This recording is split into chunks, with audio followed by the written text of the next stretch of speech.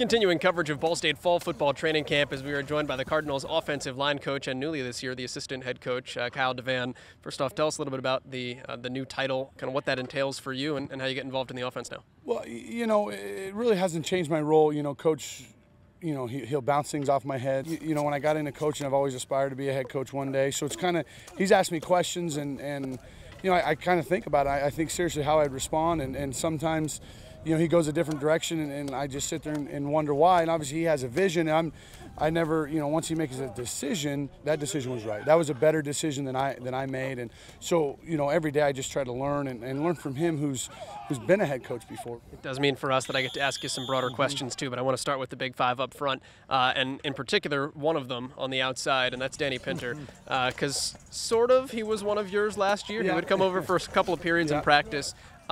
But what's he like now that he's had a spring under his camp? He had a summer to work on it. Now he's in a fall camp as a tackle. Does he seem like he belongs and fits in and has kind of just picked up where he should be? Well, you know, I think now I'm hearing more stories. I think he fit in, you know, more than a year ago. You know, after spring, there's little subtle things that would happen to him that I don't want to say are normal or natural for Slavin or another player that's played the position, but he's starting to have that comfort level, and you know, I've always admired the kid.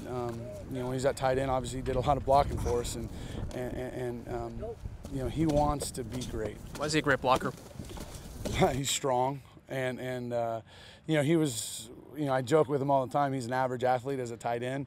And you put him in the O-line room, and now the O-line's chasing him because he's a really good athlete as an offensive lineman. So, you know, and then on top of that, he's a very strong young man that is explosive, and you know, I try to get his hands on the guy as soon as you can. Grab the guy because you are very, you know, you have a very good natural grip strength, and it's really used to his advantage. You're getting Alex Joss back now too. Really didn't participate a ton in spring, just starting to work back into the flow in fall camp.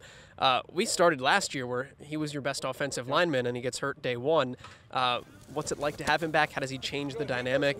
Alex got injured last year. Came in really as the top offensive lineman and with Vinny at the time, and then had the injury, and every day he's just taking the steps to get better, and so now he's out there running around with us, and you know, he's kind of one of those kids. He's not going to complain. He's going to tell you the truth, but if it hurts, but he'll never complain. Really, it's hard to get him to tell me it's too much. So we're excited to get him out there because I know he loves the game. You know, he's going into his senior year, and he really wants to make it a special year for him and his family. Andrew Panish in the middle feels like he's been around forever because when he was a redshirt freshman, or when he was redshirting, everybody said, here's the guy who's going to be the next center.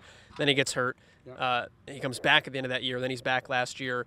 Where is he at now, and how good is he in the spectrum of where you think he can be? You know, he's really picked up the center position, and one thing we've done in the spring and fall camp is try to get him around at different positions. You know, he's like a lot of centers. They get isolated on their position and their responsibility. But you know, I tell them all the time, center's my favorite position, and I hold them to a higher standard because they have to tell guys where to go, what the calls are, who's the point, who's the object linebacker, and if he doesn't do that, we can all be on different pages. So I do hold him to a higher standard, but I'm also at the same time pushing him as a center, but then playing him at different positions so he understands, oh, okay, this is what happens to a left tackle. This is what the guard's experiencing. So he can have a different perspective at that position. You know, I look back on my playing career, I only played center in college. And I got to the NFL and I played guard. When I was thinking, golly, if I can go back to center, I could be pretty good because I know what everybody's doing. So I always take that and use that as a philosophy, is to move guys around.